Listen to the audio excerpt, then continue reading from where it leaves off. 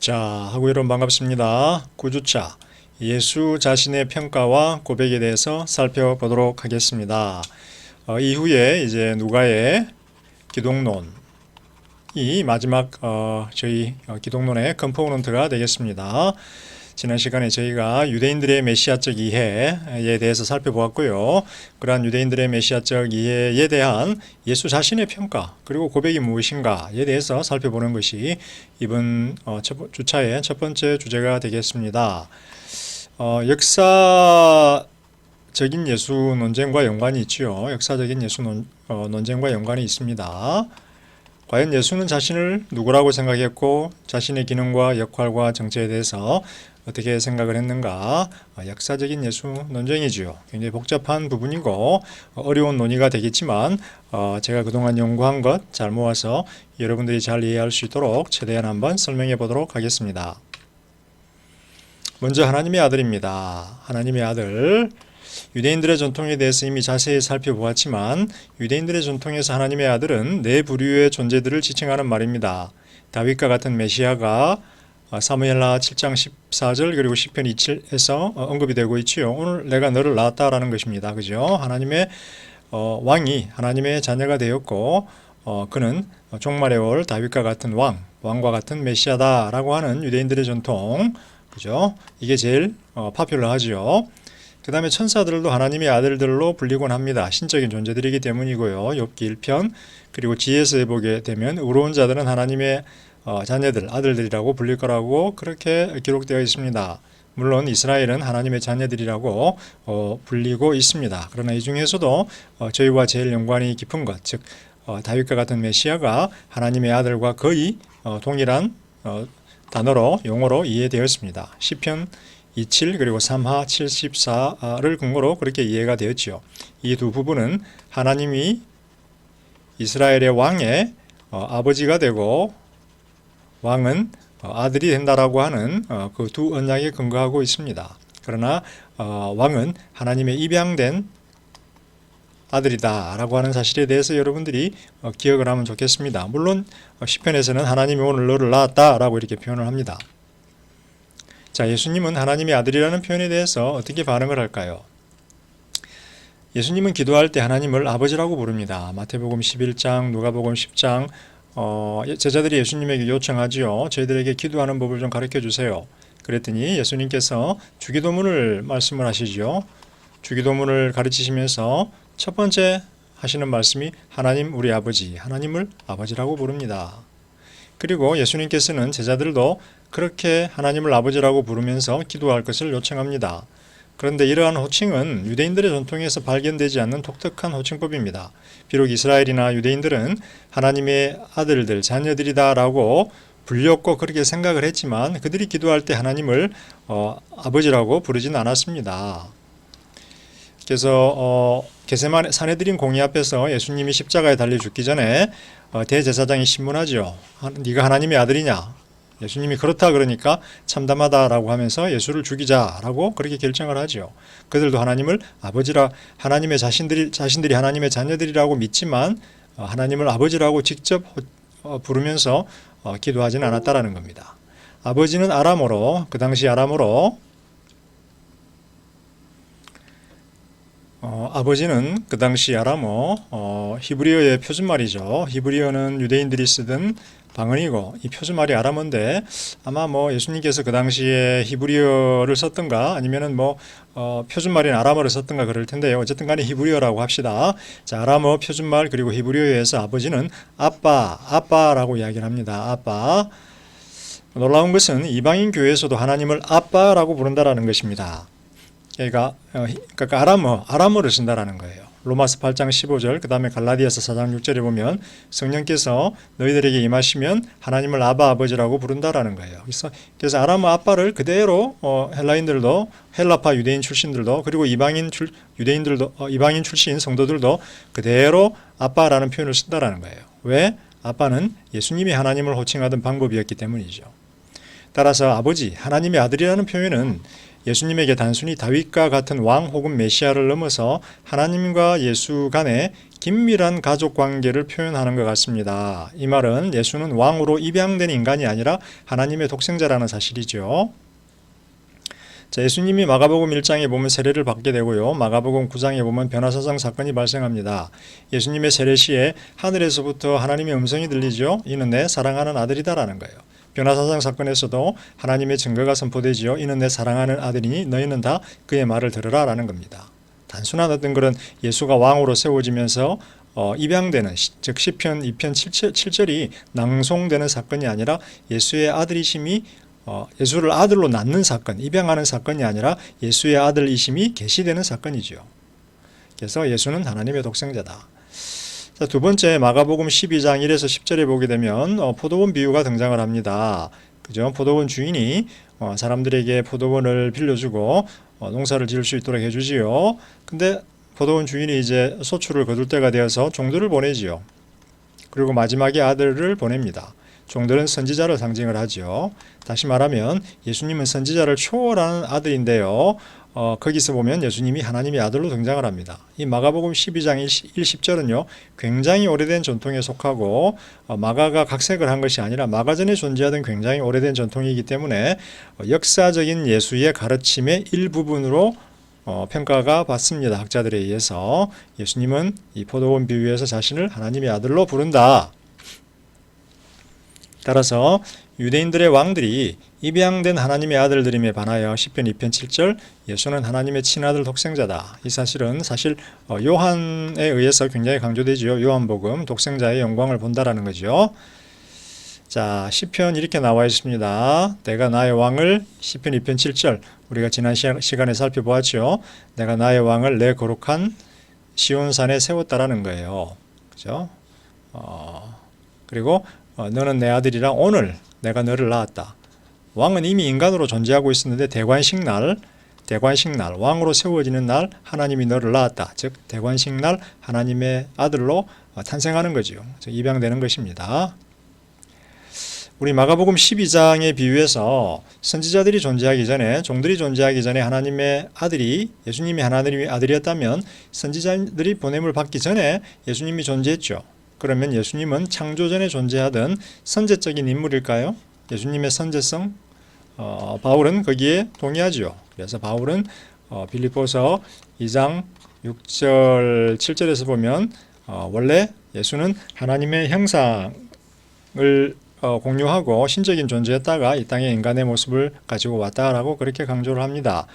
저는 복음서 저자들이 마가, 누가 포함한 복음서 저자들이 예수님의 선제성에 대해서 최소한 예수님의 부활 이후에는 동의하게 되었다라고 저는 그렇게 개인적으로 생각합니다. 자, 두 번째 인자라고 하는 개념에 대해서 살펴볼 텐데요. 인자는 사람의 모습으로 등장하는 신적인 인물입니다. 즉 인자니까 사람의 아들, 사람이 아닙니다. 제가 이거 아니라고 그랬어요. 인자는 다니엘의 종말론적 심판이에요. 그 인자예요. 그 인자인데 사람의 모습으로 등장한 종말론적 심판관이에요. 그런데 재밌게도 인자라고 하는 표현은 다른 제자들이, 다른 사람들이 예수에게 적용하지 않고 오직 예수의 입에서만 발견돼요. 예수님이 자신을 인자라고 칭해요. 그리고 인자는 또 복음서의 전통에서만 등장을 하고요. 서신서에서는 등장하지 않아요. 바울의 경우 데살로니가전서 1장 10절에 보면 종말론적 심판관으로서의 아들을 언급을 하고 사람의 아들을, 즉 인자를 언급을 하지 않아요. 자, 이게 어떻게 된 것일까라고 하는 것을 제가 설명을 해야 되는데 그 전에 먼저 왜 그러면 인자라고 하는 개념이 예수님의 입에서만 발견될까? 자, 8장 30일 같은 경우는 인자가 종말의 심판관이에요. 그런데 2장 10절 같은 경우는 인자가 그냥 성육신한 예수에게 적용이 되고 있어요. 즉 인자가 안식일의 주인이다. 인자가 고난받고 죽어야 된다. 그 다음에 또 뭐 그런 식으로 등장을 해요. 인자가 죄사함을 줄 수 있는 권한이 있다. 그러면 종말의 심판관이라면 왜 인자라고 하는 개념이 성육신한 예수에게 적용이 될까요? 자, 요거는 부활 후 관점이에요.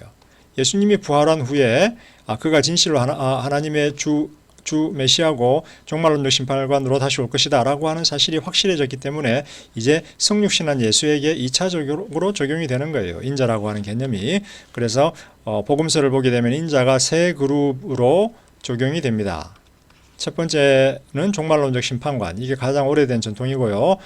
두 번째 인자는 이제 고난받는 장면에서 인자가 등장을 합니다. 인자가 그 백성을 대신해서 고난받는다라고 하는 장면. 세 번째는 그냥 성육신한 예수에게 자연스럽게 적용이 됩니다. 특히 마가복음 2장에 있는. 자, 요거는 조금 이따가 다시 한번 제가 자세히 살펴보도록 하고요. 바울 같은 경우는 인자의 전통을 알았을까요? 몰랐을까요? 알았습니다. 왜냐하면 바울도 사람의 아들이라고 하는 인자라고 하는 표현을 알았는데 이게 헬라어로는 인자는 말이 되지 않아요. 사람의 아들이라는 게 말이 안 돼요. 사람의 아들이 그냥 아들이면 아들이고 사람이면 사람이지 사람의 아들이라는 말은 말이 되지 않는 표현이에요. 그래서 헬라어로 말이 안 되기 때문에 바울은 이 앞부분을 탈락시키고 아들만 남겨둡니다. 그리고 이 아들을 종말론적 심판관으로 표현을 하죠. 데살로니가 전서 1장 10절에 이렇게 이야기해요. 죽은 자들 가운데서 다시 살리신 그의 아들이 사람의 아들이 아니라 그의 아들로 바꿔버려요. 하늘로부터 강림하실 것, 재림하실 것이죠. 너희가 기다리는지를 말하니는 장래의 노하심에서 우리를 건지시는 예수라는 거예요. 장래의 노하심은 뭐예요? 종말론적 심판을 의미해요. 예수가 종말론적 심판관이기 때문에 우리를 구원해 주시는 거죠.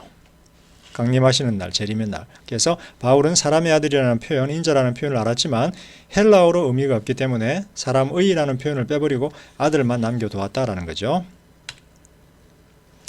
자, 인자라고 하는 표현에 대해서 사람, 즉 인성을 의미하는 아람의 표현이다라고 이렇게 이제 일부 학자들이 이야기했고요. 또 어떤 학자들은 자기 자신을 가리키는 아람의 표현, 즉 나 자신이라고 하는 자신을 가리킨다. 인자는 하면 나 자신은이라고 하는 말이다라고 두 가지를 이야기를 했어요. 자, 이 본문을 한번 보시죠. 마가복음 2장 10절. 자, 인자가 땅에서 죄를 사하는 권세가 있는 줄을 너희로 알게 하려 하느라 하시고 중풍병자에게 말씀하시되, 중풍병자가 고쳐달라고 그러니까 예수님께서 고쳐주시기 전에 네 죄를 사해주겠다라고 하는 거예요. 네 죄가 사함을 받았다라고 그렇게 말씀을 하십니다. 이게 지금 무슨 말씀이에요? 네 죄가 사함을 받았다라는 거예요. 자, 근데 예수님께서 사람들이 이제 하나님만 죄를 사해 줄 수 있는 권세가 있는데 죄 사함의 권세는 하나님의 특권이거든요. 그래서 하나님만 사해 줄 수 있는데 어떻게 예수님이 저런 말을 하지? 그러는 거예요. 그러니까 예수님이 이렇게 이야기하세요. 인자가 땅에서 죄를 사하는 권세가 있는 줄을 너희로 알게 하노라. 자, 이걸로 보세요. 사람이라고 봅시다. 사람. 그러나 사람이 땅에서 죄를 사하는 권세가 있는 줄을 너희로 알게 하려 하노라. 말이 되나요? 말이 안 되죠. 여기서 인자는 사람을 의미하지 않습니다. 여기서 인자는 그죠? 그 다음에 두 번째 보죠. 그러나 나 자신이 땅에서 죄를 사하는 권세가 있는 줄을 너희로 알게 하려 하노라 하시고, 자, 여기서 1번은 안 되고 2번은 나 자신이 뭔가 말이 되는 것 같아요. 그런데 굳이 나 자신이라고 할 표현이 이유가 없죠. 나는 이렇게 말씀하면 되죠. 나 자신이라고 하는 표현을 쓸 필요가 사실은 좀 없어요.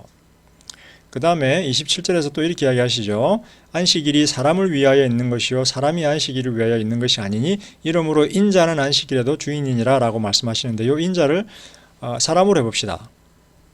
사람을 위하여 있는 것이 아니요. 이게 안트로포스라는 헬라어가 쓰여졌는데 굳이 여기서 그러면 사람을 쓰지 왜 안트로포스 휘우라고 하는 인자를 표현을 쓸까요? 그죠? 사람을 위하여 있고 사람이 안식일을 위하여 있는 것이 아니니 그러므로 사람은 안식일에도 주인이다. 좀 애매해요. 나 자신이 안식일에도 주인이다. 문맥에 맞지 않아요. 그 다음에 여기 보세요.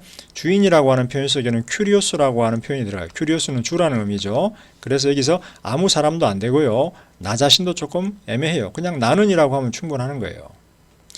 자, 예수 당시 아람어에서 인자는 1번 사람을 의미하지도 않았고요. 2번 자신을 의미하지도 않았습니다. 왜냐하면 1세기에서 4세기에 아람어를 조사해 보니까 아람어를 사람으로 표현하거나 나 자신으로 표현하는 그런 어떤 언어학적인 증거가 발견되지 않았어요. 다시 말하면 어떤 책에서도 이런 식으로 사람의 아들을 인자를 이해하는 책이 없다라는 거예요. 마가복음 8장 31절 종말론적 심판관 전통과 초대교회 전통을 고려할 때 예수는 자신을 종말의 심판관으로 인식하고 있었어요. 그런데 이제 미래의 종말의 심판관은 예수님의 재림의 때의 역할인데 이거를 돌려서 성육신한 예수 자신에게 적용을 하고 있는 거죠. 마치 이런 거예요. 이 교수잖아요. 제가 지금은 교수니까 이 교수인데 제가 중학교 때는 뭐예요? 제가 중학교 때는 교수가 아니었죠. 근데 사람들이 저에 대한 정기를 쓸 때 어떻게 표현할까요? 이 교수님이 중학생일 때, 중학생 때 이 교수님은 이렇게 표현하는 거예요. 자, 중학생 때 이 교수. 자, 저는 지금 교수예요. 제 중학생 때는 교수가 아니었는데 중학생 때 이 교수, 저를 표현하는데 제가 중학생 때 이 말이에요. 그죠? 그래서 인자라고 하는 표현도 종말의 심판관 재림의 때의 예수님에 대한 호칭인데 그게 성육신한 예수님에게 적용이 되고 있는 것이다. 예수님이 스스로 적용하고 있다라는 거예요. 자, 이제 초대교회 기독론의 시작과 필수 요소들에 대해서 볼 텐데요. 누가에 앞서서 보는 이유는 누가가 초대교회로부터 기독론적 전승을 받았기 때문에 초대교회의 기독론에 대해서 보고 그 다음에 초대교회는 예수로부터 배웠기 때문에 이 순서가 이렇게 되는 거예요. 예수에 대해서 배우고 초대교회 기독론 배우고 그 다음 누가 이렇게 순서가 가야 되는 거예요. 그리고 예수 전에는 유대인들의 전통 이렇게 해서 순서가 가야 된다. 기독론의 시작에 필수적인 요소들이 있었어요. 이것이 없었다면 기독론이 발전할 수 없었다라는 거예요. 그에 대해서 한번 논의를 해볼 텐데요.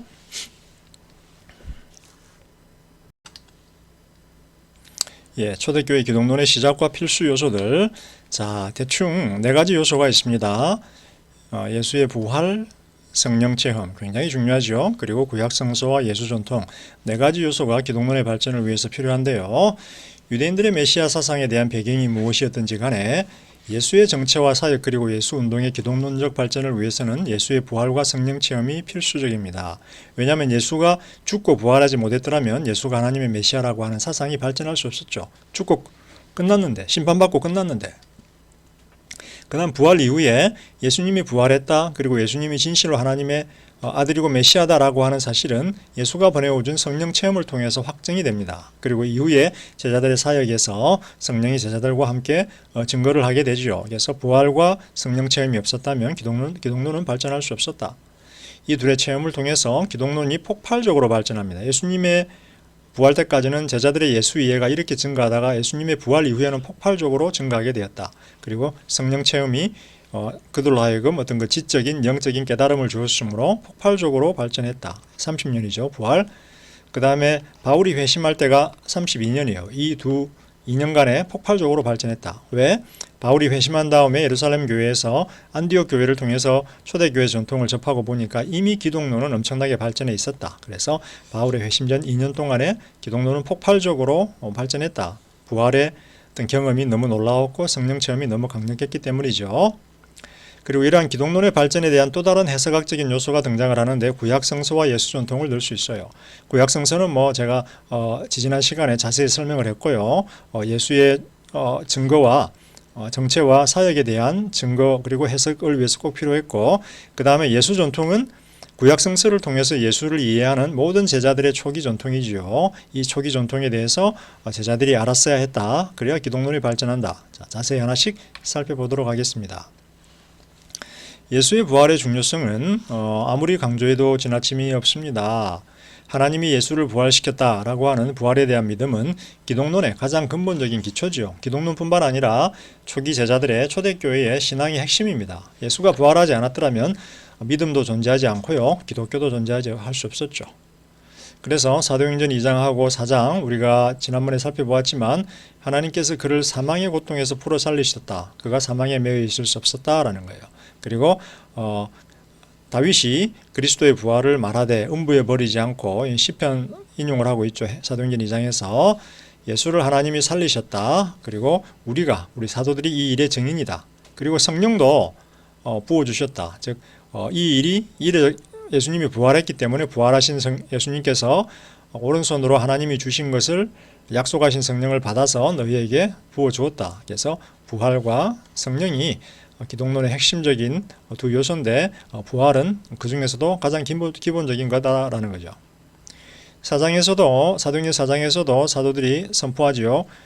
예수 안에 죽은 자의 부활이 있다라고 백성을 가르치고 전했지요. 이게 지금 예수 안에 부활이 있고 따라서 예수는 생명의 주다라고 하는 사실이 그들의 믿음의 선포의 핵심이었죠. 이 메시지를 싫어하니까 그들이 사도들을 옥에 잡아 가두어 버렸다.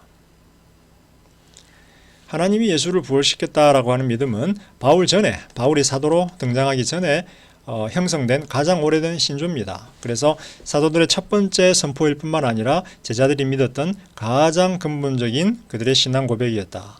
자, 로마서 10장 9절 이렇게 이야기하죠. 네가 만일 네 입으로 예수를 주로 시인하고 하나님께서 그를 죽은 자 가운데서 살리신 것을 네 마음에 믿으면, 자, 입으로 시인하고 마음으로 믿는데 내용은 예수가 주다, 하나님이 그를 죽은 자 가운데서 살리셨다. 즉 예수님의 부활과 주로 높아진 것, 이 두 가지 사실을 믿고 고백할 때 구원이 주어진다라고 바울이 선포하죠. 바울이 만든 게 아니라 초대교회 아주 오래된 전통에 속한 것이죠. 데살로니가 전서 아까 우리가 읽었죠. 1장 10절 죽은 자들 가운데서 다시 살리신 그의 아들이 강림하신다라는 거예요. 그 다음에 예수를 죽은 자 가운데서 살리신 이의 영이 성령이 너희 안에 거하시면 그리스도 예수를 죽은 자 가운데서 살리신 이가 하나님께서 너희 안에 거하시는 그의 영으로 말미암아 너희 죽을 몸도 살리시리라 라는 거예요. 우리 몸 안에 거하고 있는 성령을 통해서 우리의 몸을 살려주실 것이다 라는 거예요. 자, 복음서의 전통에서 부활은 예수님의 이야기의 절정을 구성합니다. 예수님이 굉장히 잘 나갔죠. 잘 나갔어요. 잘 나가다가 십자가에서 확 꼬꾸라지죠. 근데 부활을 함으로써 이렇게 팍 튀어오릅니다. 그죠? 그러면서 무언가 그 전과 그 전 시대와 그 후 시대가 달라져 버립니다. 예수님의 부활 전후의 시대가 완전히 달라져 버립니다. 첫 번째, 소위 말하는 메시아의 비밀이 해소가 됩니다. 마가복음 9장 9절에 보게 되면 변화산상 사건이죠. 변화산 사건을 경험한 다음에 예수께서 경고하세요. 인자가 여기서도 나오죠. 사람이 아니죠. 나 자신이 어색하죠. 종말의 때에 올 종말의 심판관인 나 인자가 죽은 자 가운데서 살아날 때까지는 본 것을 말하지 말라라는 거예요. 그러면 예수님의 부활을 경험한 다음에는 어떻게 해야 된다? 너희가 본 것을 알려도 된다라는 거예요. 이게 소위 말하는 메시아의 비밀이죠. 부활 이후에는 비밀을 지킬 필요가 없이 알려도 된다. 그 다음에 해석학적 열쇠로 작용하죠. 자, 예수께서 사흘 동안에 내가 성전을 헐어라 일으키겠다라고 했어요. 자기 육체를 가리켜 말씀했는데 제자들은 이 말이 무슨 말인지 몰랐어요. 성전을 사흘 만에 헐고 일으키겠다?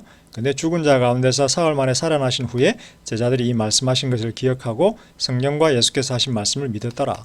즉 이 부활은 제자들이 예수님의 사역과 정체를 이해하는 그리고 그의 가르침을 이해하는 해석학적인 열쇠였다. 굉장히 중요한 사건이었다. 그 다음에 또 부활은 예수님에게 새로운 호칭 주가 부여된 때이죠. 부활 후에 예수에게 적용이 됩니다. 빌립보서 2장 9절 여기 보면 하나님이 그를 지극히 높여 모든 이름 위에 뛰어난 이름을 주사 그리스도를 주라 시인하고 자, 예수가 모든 이름 위에 뛰어난 이름이 아니라 주가 모든 이름 위에 뛰어난 이름입니다. 하나님의 이름이기 때문에. 그래서 간혹 가다가 가장 귀하신 이름, 예수 그 이름 이렇게 하는데 예수가 이름이 모든 이름 위에 뛰어난 이름이 아니라 주가 모든 이름 위에 뛰어난 이름입니다. 하나님의 이름이기 때문에 예수, 요수아는 굉장히 흔한 이름이죠. 1세기에 어디죠? 팔레스타인에 가서 예수야, 요수아야 하면 동네에 한 5명은 다 요수아였죠. 자, 그 다음에 부활은 예수님의 선교 사명이 우주적으로 보편적으로 전환되는 사건입니다. 마태복음 28장에 보게 되면 10장하고 나오는데 10장에서는 뭐라고 나올까요? 이스라엘 땅으로 가라 그러죠. 제자들에게 딴 데 가지 말고. 근데 마가복음 28장에서는 이제 하늘과 땅의 모든 권세가 내게 주어졌다라는 거예요. 내가 주로 높임을 받았다라는 거예요. 그러니까 이제 너희는 뭐예요? 모든 민족을 제자 삼으라는 거예요. 부활한 예수께서는 이제 제자들을 이방 땅, 온 세상으로 파송하신다. 그래서 부활 이후에는 상당한 변화가 발생한다라는 거죠. 자, 부활한 예수가 성령을 부어주었어요.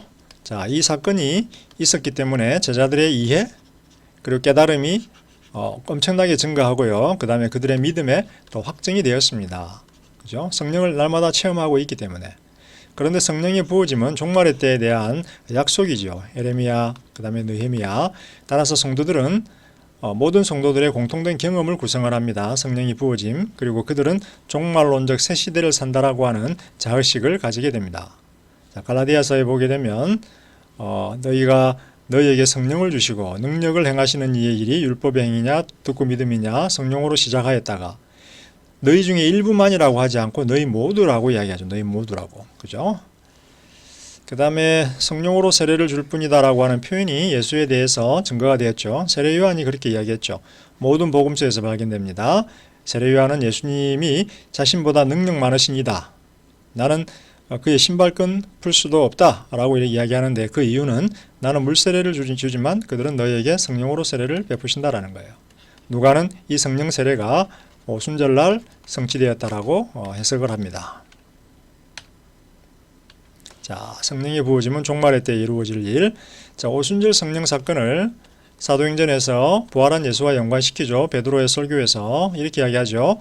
하나님이 오른손으로 예수를 높이시며 그가 약속하신 성령을 아버지께 받아서 너희가 보고 듣는 이것을 부어주셨다. 그래서 성령의 부어짐, 즉 성령 체험은 부활한 예수와 밀접하게 연관이 되어 있다라는 거죠. 자, 25분이 되었는데요. 일단 첫 번째 동영상은 여기에서 마무리하도록 하고 두 번째 동영상 여기서부터 다시 한번 시작해 보도록 하겠습니다.